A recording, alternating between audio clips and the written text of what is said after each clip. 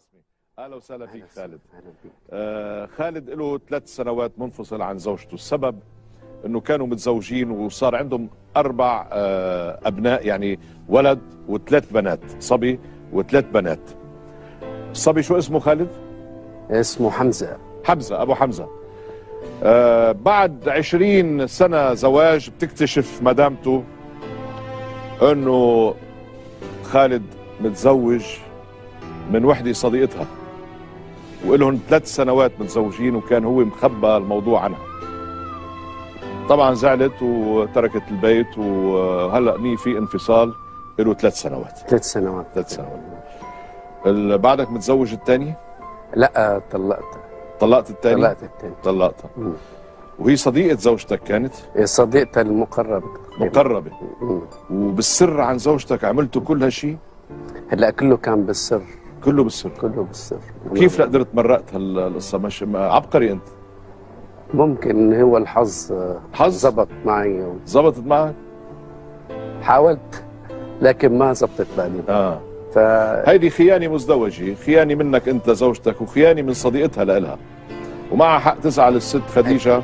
أكيد. تترك البيت وتفل هي والأولاد. انت الأولاد عم تشوفهم؟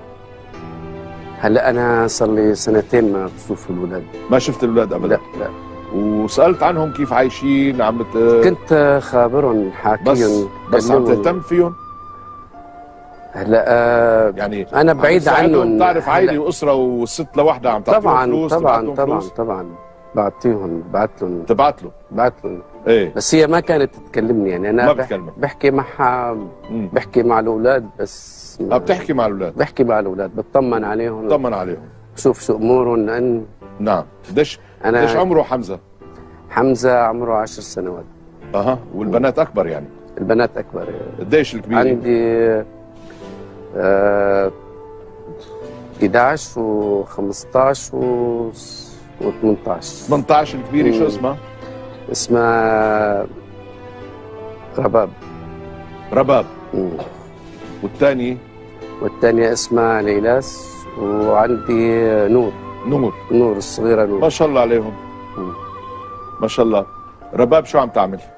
صارت بالجامعة؟ هلا عم تدرس ثالثة ثانوي. بكالوريا يعني. بكالوريوس. نعم. رح تدخل على الجامعة يعني؟ حتدخل على الجامعة إن شاء الله السنة بننجح. إن شاء الله. إذا رجعنا إن شاء الله نرجع. يا أبو حمزة، أنت اليوم جاي لعند الست خديجة تتقلها لنقعد مع بعض. أكيد. طيب بهال3 سنوات بركي الست خديجة تغيرت حياتها، في عندها حدا، بركي تزوجت، أنت عندك فكرة شو صار فيها؟ هلا أنا عم بسأل على أخبارها وهي، بس أنا جيت بدي أرجع وصلح غلطتي. نعم. أنا لأني ندمان. وزوجتك الثانية وينها؟ صديقتها؟ زوجتي الثانية طلقتها. طلقتها؟ طلقتها. ليه؟ طلقتها لأن اكتشفت إنه أنا خسرت أولادي وخسرت زوجتي اللي بحبها. وأم أولادي ما لي غنى عنه. هذا. عندك أولاد منها الثانية؟ لا، ما في أولاد؟ لا. إنه غير قديم وما بيديم له. شو المثل بيقول؟ غير قديمك ما بيدم لك؟ هي غير قديمك ما بيدم لك. صح. مش هيك؟ طبعا. يعني يا سيدي نحن وجهنا الدعوة للست خديجة، بعثت لها الدعوة أنا، خلينا نشوف إذا كان وافقت ولا لا. إن شاء الله بتأمل. بنشوف.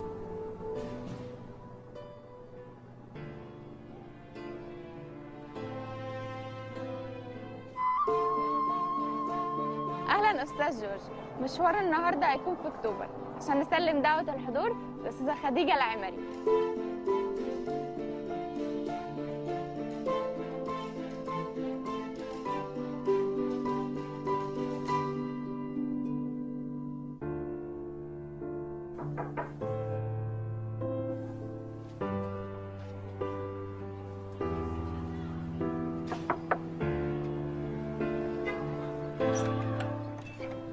مساء الخير. اهلا وسهلا. حضرتك استاذه خديجه؟ ايوه. حضرتك عندك 35 سنه ومتزوجه، مظبوط؟ ايوه.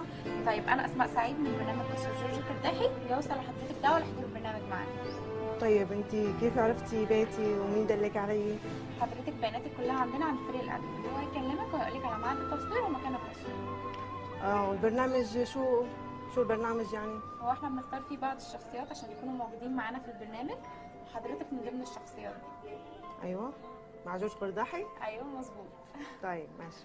حضرتك قبلتي الدعوه؟ طبعا قبلتها. اتفضلي. شكرا. استاذ جورج.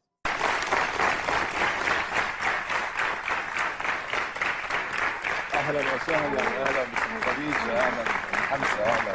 تفضل يا عيني، اهلا. اهلا وسهلا فيكي. اهلا فيك استاذ جورج. طول عمرك حبيبتي، كيفك؟ الحمد لله تمام. كيف اخباركم؟ كيف نشكر اخبار ربنا. الشام؟ تمام تتواصلوا مع الشام دايما؟ الحمد لله الاهل بخير؟ كلهم يسلموا والجميع بخير؟ الحمد لله رب العالمين. امورك كيف هون بمصر؟ الحمد لله ماشي الحال الحمد لله. ماشي، شو بدك تعملي؟ يعني دعين الله. الناس الحمد لله. طمنيني، الاولاد مناح؟ كويسين الحمد لله رب العالمين. رباب شو عم تعمل؟ رباب تمام منيحة. منيحة؟ حلوة مثل امها؟ طبعا طبعا. الله يخلي لك اياها. الله يخليك يا الله رب. يخلي لك اياها. يمكن عم تتساءلي بينك وبين نفسك انه شو السبب دعوتك لهون، سالتيها لساعة بريد، قالت لك انه في شخصيات بيجوا على البرنامج، بقى انت شخصية على راسنا وعيننا. الله يخليك. واهلا وسهلا فيك. الله يخليك يا رب. بكفي ابتسامتك الحلوة. شكرا كثير لك. في شخص هو طلب مني ادعيكي. بقى اكيد يعني بتعني له شيء هذا الشخص. تحبي تعرفي مين؟ بحب اعرف مين. فكرتي يعني شاكي بحدا؟ شاكة بشخص. بركي هدية، طلعي لشوف.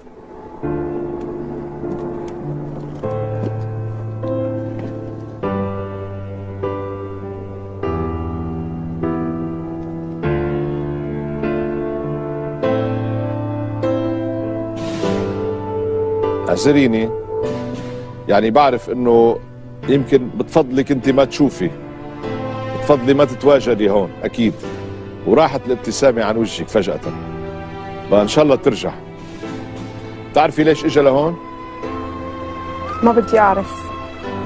هو طلق زوجته اللي خانتك واللي هو خانك معها، طلقها وحس بندم وخطأ وبعت لك رسالة، بدي اقرا لك اياها.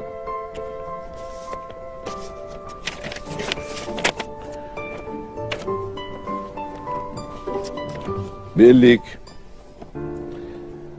حبيبة عمري، بالسوري حبيبة عمري وأم أولادي خديجة، لا يوجد في حياتي أغلى من عشرتنا وبيتنا وأسرتنا، وكلها غالية لأنك جزء منها. أنت التي ائتمنتها على بيتي وأولادي، وكنت دوما على قدر الأمانة. انتبهي، أنا هول الرسائل ما بطلع عليهم قبل، أنا باخذهم هلا قبل ما تفوتي أنت.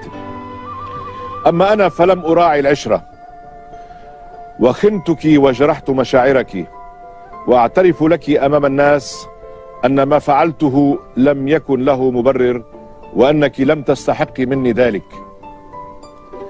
لا يوجد إنسان في الدنيا لا يخطئ يا خديجة، ولكن الله يفتح دوما باب التوبة، وأنا تبت وندمت على ما فعلت، وأملي أن تغفري لي.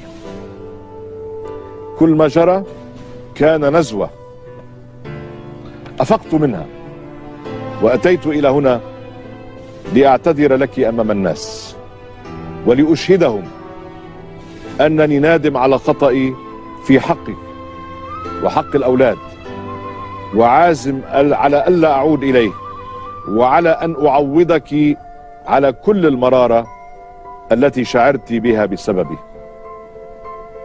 خديجة، بحق العشرة الطويلة ولأجل خاطر الأولاد أسألك أن تسامحيني ونعود معا، والمسامح كريم. بعد شو بدي سامحه؟ معك حق. عشو بدها تسامحك يا أبو حمزة؟ عشو بدها تسامحك؟ بدها تسامحني على صديقتها أعز وحدة لإلها خنتها معها، ورحت تزوجت عنها بالسر، ما عرفت إلا بعد 3 سنوات.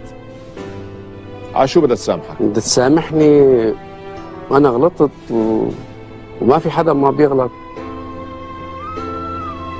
وانتي حبيبتي وعمري واللي مانو قديم مانو جديد. وانا صار لي فتره طويله عم دور عليكي، ما خليت حاره بمصر وبالقاهره 100 مليون وانا عم دور عليكي لقيتك. ما حاطلع من هون الا ما تسامحيني، انا غلطت بحقك.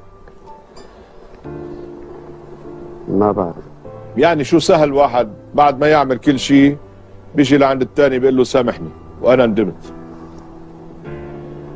ربنا كريم بيسامح وبيقبل التوبه،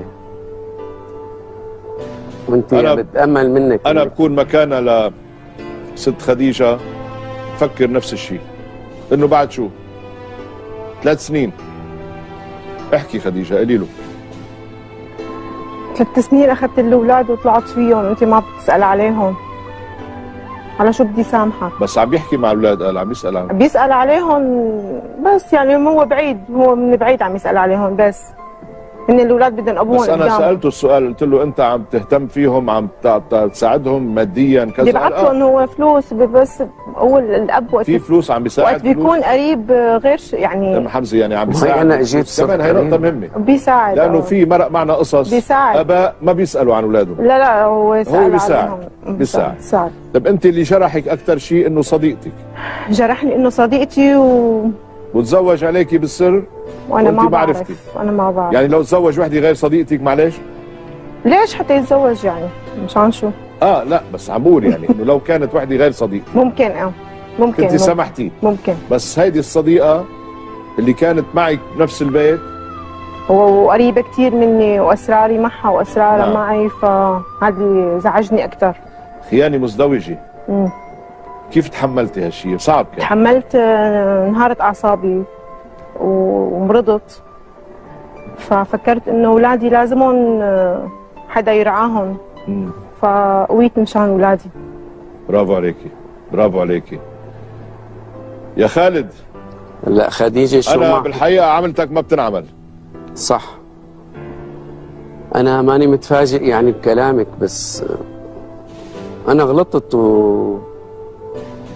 بس بدك تسامحيني، يعني ما في حدا ما بيغلط، كرمال اولادنا وكرمال العشره اللي بيناتنا. انا بدي افترض رح تسامحك، بدي افترض يعني هي ما بعرف، بدي على اي اساس؟ على اساس انه نرجع مثل ما كنا واحسن وننسى الماضي ان شاء الله، وعوضك عن الايام المراره اللي شفتيها شو بقدر ساوي وشو تطلبي، ما في مشكله. انا ندمان، يعني ندمان كثير مشان اولادنا بعدين. ليش ما فكرت باولادك قبل ما تتزوج؟ لا انت شو ما حكيتي، انت معك الحق، بس يعني لازم تسامح. شو بيقول غوار يخرب بيت الحب شو بيزل، ما هيك؟ ربنا كريم. نسامح وانت بدك تسامحي. سألتيه انه بعد ايش؟ معك حق، وانا سألته قبل انه بعد ايش؟ انه واحد بيعمل عملته وكذا وبيجي بعدين بيقول سامحوني. معك حق، بس من منا لا يخطئ يا ام حمزه؟ مين منا لا يخطئ؟ بس انا ما رح انت، اخوك، ابوك، كل واحد منا يخطئ. وندمان، مرقوا 3 سنوات، مرقوا، بس يعني شاعر بالندم الرجل ومفتقدك، لانه انا حكيت انا وياه، عم بيقول لي انه ما بيدم لك الا قديمك، يعني جديدك ما بيدم لك. هيدي الست اختلف معها وطلع انه مش مثل ما كان مفكر، ولعبت له بعقله شوي، نزوي مثل ما قال لك بالكتاب، نزوي مرقت. بقى انت هل بدك ترجعي تنقذي عائلتك؟ لانه انا مثل ما بشوفه، والكاميرا بتفضح، انا بقرا بالكاميرا وكل الناس بيقروا، حتى المشاهدين بيعرفوا انه ببين الانسان اذا صادق ولا لا. انا شايفه صادق، واحد غيره ما بقول لك لا، بس يعني حالي تاني غير حالتك. بس نحن فيه بلاء عايشين. معلش، بس الى متى؟ انت يمكن انت منك بحاجه له، بس بتعتقدي رباب مش بحاجه له، نور مش بحاجه له، حمزه مش بحاجه له، شو اسمها الثانيه اسم الله؟ ليلاس مش بحاجه له. اب والبنت بهالعمر هلا اكثر وحده محتاجت له رباب. هن كانوا بعدين صغار relax. وقت تركوا. إيه بس هن هلا لما صاروا بالمراهقه هن بيحتاجوا للاب اليوم. انت مش محتاجتيه اكيد وانت يمكن طويت الصفحه، بس بالنهايه في عائله، في اسره، في ابنه حمزه 10 سنوات بده يكبر، تعتقدي ممكن يكبر هالولد من دون اب؟ اجت فرصه انه هذا الاب يندم ويرجع عن خطأه ويقول يا عمي انا اخطأت. لا، ما بيمشي الحال. ليه؟ خلص شلته من حياتي. عارف، بس سؤال بيني وبينك، في حدا بحياتك شيء تاني؟ لا لا لا لا معلش لو سألت لا، سؤال لا. حقي اسأل. لا لا، عم تفتشي على حدا؟ لا، أنا بس بدي ربي أولادي وبس. أخلاقه كيف؟ عادة قبل ما تطلقوا قبل ما أخلاقه تتركوا بعض. كويسة.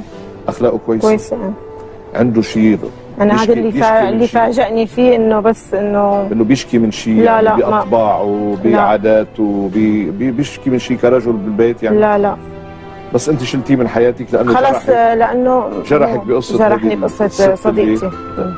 يعني بتحمليه كل المسؤوليه هو؟ كان أنا بدي أحملها كل المسؤولية؟ لا، بتحمليه كل المسؤوليه. طبعا بدي أحمل مسؤوليه المسؤولية. الخطا. طبعا. ما بتحملي نصها لهديك الست اللي كانت صاحبتك؟ بس هو الأساس. إيه هو الاساس. هو الأساس، وكمان يعني صديقتي أنا ما بحب إني أتذكرها أبدا. خلص هديك خلص حذفناها. طبعا. بس هديك ممكن تشيليها من حياتك نهائيا، مش هيك؟ لانه ما لها علاقه فيك بقى، بس هو بعده بي ولادك. مش سهل تقولي والله شلته من حياتي، مش حتشيليه بس من أنا حياتي. كيف بدي أقدر أنسى؟ طيب كيف أنسى هذا الشيء اللي صار؟ والله بتعرفي انه بدي اقول لك شغله يا ام حمزه، انه الله انعم على الانسان بنعمه النسيان. بينسى الوقت، بنسي ويمكن انت نسيتي، يعني بهالثلاث سنين ختم الجرح. الجرح ختم الجرح، بده بس اسبوع. كثير قاسيت. ختم. كثير قاسيت. انا بعتقد انختم وبلسمتي جراحك، وبشوف انه مناسبه هالرجل اجا من خلال هالبرنامج بثقته فينا، حب انه نكون شهود على عودتكم لبعض. طبعا الله هو الشاهد. هذه فرصه. تفضل خالد، فيك تحكي شوي لانه ما بدي طول كثير، القصه ما بتستاهل كثير، خلصنا، الماضي مضى. في الاولاد بدنا نشوف مستقبل الاولاد، بدنا نشوف بس يكبروا شو بدنا نعمل، كيف بدنا ندير بالنا عليهم، كيف بدنا طبعاً نكون لازم. متضامنين مع بعض حتى ندير بالنا عليهم. الاب موجود الحمد لله، صحته منيحه، مش متوفي لا سمح الله، مش يتامى، بقى موجود وما في شيء. عم بتقولي اخلاقه طيبه كويسه، رجل منيح. فاذا عمل هالنزوه هيدي ومرق، خلص مرقت راحت. احكي تفضل. لا يا خديجة، يعني أنا جرحتك جرح كثير قوي بس يعني نزوة ومضت وراحت خلاص وانتهت، طلعت من حياتي نهائيا. انتو حياتي وانتو مستقبلي، ولادك ولادنا لازم نكون معهم أنا وياكي، ما نتخلى عنهم بهالوقت هذا، لأنه هلا هن بمرحلة كثير حرجة، لازم أكون أنا موجود. معلش انت يعني متضايقه ومتاثره خلينا ننسى الماضي ونطلع على المستقبل. ما مستقبلنا نحن، لا صفي مستقبل اولادنا. خالد، انا بدي اسالك سؤال، اكيد خديجه بدها تسالك اياه. يعني بكره شفت لك وحده حلوه مثلا، ترجع تعمل فيها نفس الضرب؟ لا اكيد، ما خلص، اكيد خلص. انا يعني احلف لها، عانيت. اقسم الا والله العظيم ما عاد فكر بهالامور ولا اشوف حدا غيرك. انت دنيتي وحياتي وعمري. حلو، صدقيني. طلعي فيه، شوفي ندمان مسكين، يعني ما ناطر منك اشاره، بس قولي له اذا في عندك اي شيء. ولو ما بدي اياك انه ما كنت اجيت دورت عليك وما خليت مكان، وهي انا قدام الجمهور قدام الناس جاي اعترف لك اني انا غلطت وربنا بيسامح وانت مفروض تسامحيني. معلش انا حبوس راسك وايديكي بتعرفي يا ام حمزه، كرمال ولادنا. بتخيل انا احلى هديه بتعمليها للاولاد انك ترجعي انت وياها، تشوف رباب شو بدها تقول وكلهم. احلى هديه، لانه ما في سبب بقى، خلصنا. ومن منا لا يخطئ، من منا لا يخطئ.